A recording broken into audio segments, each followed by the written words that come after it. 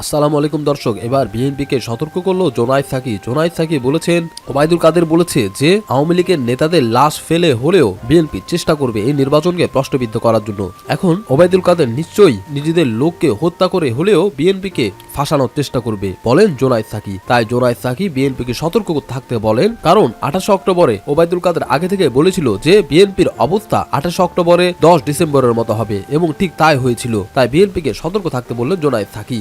এদিকে তারেক রহমানের সাথে কি শেখ হাসিনা বসবে কোনো ধরনের আলোচনায়? দেশকে স্বৈরাচারের হাত থেকে রক্ষা করার জন্য এবং একটি গৃহযুদ্ধের হাত থেকে রক্ষা করার জন্য কি তারেক রহমান আর শেখ হাসিনা একই টেবিলে বসতে যাচ্ছেন? চলুন এই বিষয়ে বিস্তারিত জেনে আসি। কিন্তু তারপরেও আমি বলবো তারেক রহমানকেও রেডি থাকতে হবে, একইভাবে হাসিনাকেও। আমি আপনাদেরকে এই জাতিকে রক্ষা করতে হলে এই দিক থেকে বের হতে হবে। আমার ডিসলাইকিং থাকতে পারে না, কিন্তু আমি যেটা বলছি না, একইভাবে শেখ হাসিনা যে পরিস্থিতিটা তৈরি করছে তার সাথে আসলে এখন আলোচনায় যাওয়াটাও আসলে অনেক চিন্তার বিষয়। তোর সঙ্গে কি না, আমি এটা বলছি না যে হয়তো যেতে হবে, কিন্তু আমি বলছি আমাদের এই জাতিকে যদি রক্ষা করতে চায় আমাদের এই মাইন্ডসেট পরিবর্তন করতে হবে। আমি যেটা দেখছি, এবং সবচেয়ে বড় হলো কি, এরা যারা নলেজ বেস সোসাইটির কথা বলে, এই সোকল বামরা আপনি দেখেন, এবং এদের ভিতরে এই ধরনের এই যে ব্রাহ্মণের মতো ছুঁয়ে দিলে জামাত, ছুঁয়ে দিলে আমার জাত যাবে। ট্যাঙ্ক ড্যান্সারদেরকে একটু সাইজ করা, এবং হলে এটা মানুষ খুব খুশি হবে, কঠিন সাইজ হবে। আরেকটা বিষয় হচ্ছে, ধরেন যে গ্রাম বাংলা বলে এটা যে সকল বেড়াগিরি হচ্ছে বিএনপির সাথে, বুঝছেন তো?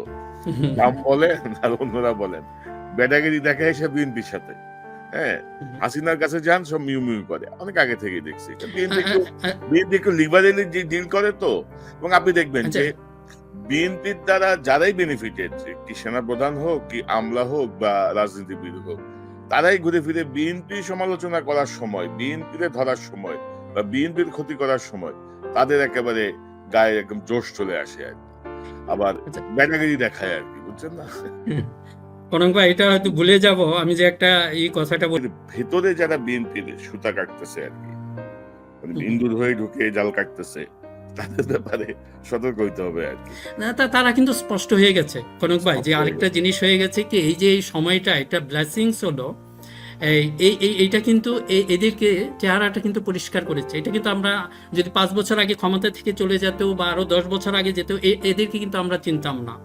কিন্তু এইটা কিন্তু এখন যদি বিএনপি নেতৃত্ব এটাকে কাজে লাগাতে পারে, এখন দেখেন যে এখন আপনার অন্য কিছুই নাই। এই যে বলেন যে জামাতের সাথে যেতে হবে বা বামপন্থীদের সাথে যেতে হবে, আপনি শুধু দেশের অভিনয় করতে হয় না।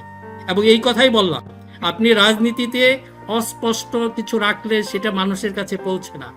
আজকে বিএনপি নেতৃত্বকে যেটা হয়েছে, আপনার কি আছে? হ্যাঁ, আপনি দেশের সার্বভৌমত্ব নিয়ে কথা বলেন, আপনি ক্ষমতায় ছিলেন। হ্যাঁ, এখানে ক্ষমতায় গেলে নেইবারের সাথে কি করতে হবে সেটা ওরা ভালোভাবেই জানে, সেটা আপনি স্পষ্ট করে দেন। হ্যাঁ, অবশ্যই আমরা এমন কিছু করবো না যেটা আমাদের নেইবারদের সাথে ক্ষতিগ্রস্ত হয়। আমরা ছিলাম, ক্ষমতায় ছিলাম, এই যে যেগুলি করে এগুলি তো জাস্ট চাপ ক্রিয়েট করার জন্য, মানে সবকিছু আপনি জানেন। কাজে আমরা এমন কিছু করতে যাব না। বিএনপির অ্যাপ্রোচ সেটা হবে, হ্যাঁ, আমরা দেশের সার্বভৌমত্ব নিয়ে আমাদের নো কম্প্রোমাইজ, এটা আমরা করব না। এবং এটা জানে তখনই আপনার কাছে আসবে, তখন আসতে বাধ্য হবে। কাজে আপনি তাদের কাছে যাবেন না। এগুলি কিন্তু আরো একটা মানে কি ধ্বংসাত্মক পরিস্থিতি। দর্শক, এদিকে আমেরিকার সাথে ভারতের সম্পর্ক ক্রমে খারাপ হয়ে উঠছে। ঠিক কি কারণে আমেরিকা আর ভারতের মধ্যে এমন দ্বন্দ্ব চলমান রয়েছে? চলুন এ বিষয়ে বিস্তারিত জেনে আসি। তা করার চেষ্টা করা নিয়ে ভারত আমেরিকার সম্পর্কের মধ্যে বেশ ভালো টানাপোড়েন তৈরি হয়েছিল। সে টানাপোড়েনটা চলছে এবং বাড়ছে। আমি কিছুদিন আগে এটা নিয়ে একটা ভিডিও করেছিলাম। আমি ওই ভিডিওটা এই ভিডিও শেষে জুড়ে দেব, কারণ ওটা খুবই রেলেভেন্ট, এবং আমি মনে করি ভারত আমেরিকার দ্বন্দ্ব বাংলাদেশের রাজনীতিতে, বাংলাদেশের ভবিষ্যতের ক্ষেত্রে গুরুত্বপূর্ণ প্রভাব রাখবে বা রাখে, সেখানেই সব বলা আছে।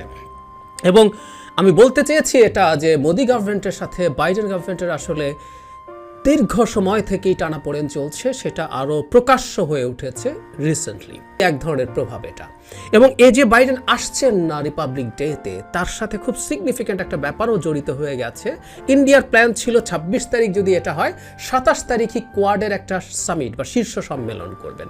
এবং জানা যায় বাকি দুটো দেশ, ইন্ডিয়া এবং আমেরিকা ছাড়া বাকি দুটো দেশ, অস্ট্রেলিয়া এবং জাপানের প্রাইম মিনিস্টাররা রাজি হয়েছিলেন।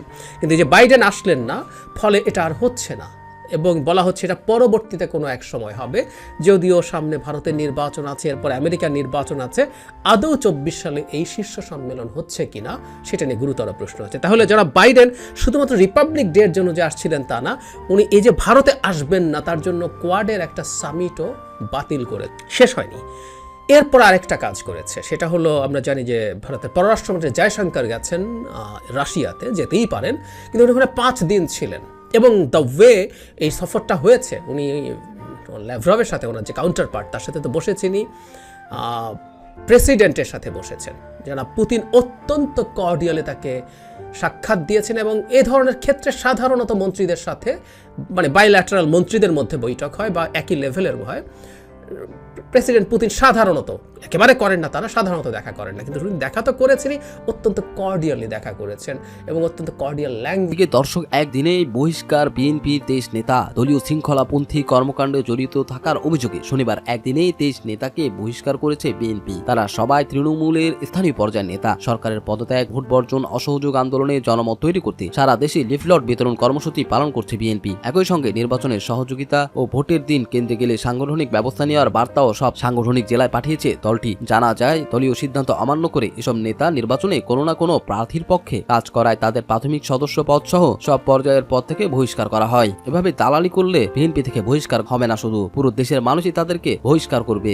এদিকে বন্ধুরা, একটি নতুন খবর পাওয়া গিয়েছে যে ছাত্র শিবিরের সভাপতি নির্বাচিত হয়েছে এবং সেক্রেটারিও নির্বাচিত হয়েছে। ছাত্র শিবিরের কেন্দ্রীয় সভাপতি হিসেবে নির্বাচিত হয়েছে মঞ্জুরুল ইসলাম এবং সেক্রেটারি জেনারেল হিসেবে জাহিদুল ইসলাম মনোনীত হয়েছেন। রোববার ছাত্র শিবিরের কেন্দ্রীয় সদস্য সম্মেলনে নবনির্বাচিত কেন্দ্রীয় সভাপতির নাম ঘোষণা করা হয়। এরপর নবনির্বাচিত কেন্দ্রীয় সভাপতিকে শপথ বাক্য পাঠ করান ছাত্র শিবিরের প্রধান নির্বাচন কমিশনার অ্যাডভোকেট মতিউর রহমান আকন্দ। ছাত্র শিবিরের সংবিধান অনুযায়ী কেন্দ্রীয় সভাপতি 2024 সেশনের জন্য কার্যকরী পরিষদের সঙ্গে পরামর্শ করে জাহিদুল ইসলামকে সেক্রেটারি জেনারেল হিসেবে মনোনয়ন দেন। গত 29 ডিসেম্বর সকাল 8টা থেকে 30 ডিসেম্বর রাত 8টা পর্যন্ত সারা দেশে অনলাইনের মাধ্যমে একযোগে কেন্দ্রীয় সভাপতি নির্বাচনের ভোট গ্রহণ অনুষ্ঠিত হয়। সম্মেলনে ছাত্র শিবিরের কেন্দ্রীয় সভাপতি রাজিবুর রহমানের সভাপতিত্বে প্রধান অতিথি হিসেবে উপস্থিত ছিলেন বাংলাদেশ জামাত ইসলামীর ভারপ্রাপ্ত আমির অধ্যাপক মুজিবুর রহমান সহ প্রমুখ। এদিকে দেশব্যাপী গণসংযোগ ও লিফলেট বিতরণের কর্মসূচি অব্যাহত রাখার আহ্বান জামাত ইসলামীর। বাংলাদেশ জামাত ইসলামীর ভারপ্রাপ্ত সেক্রেটারি জেনারেল মাওলানা এটিএম মাসুম 30 ডিসেম্বর প্রদত্ত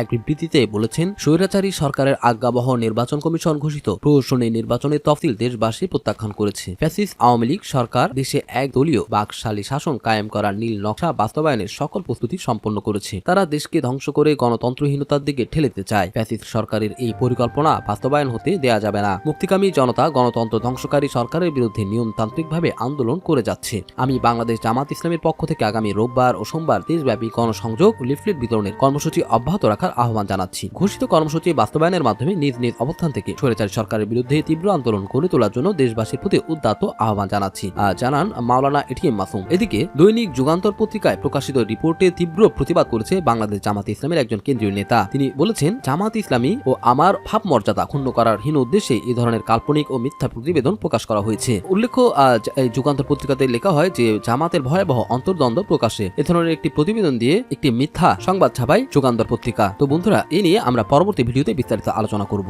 আজ এখানেই শেষ করছি।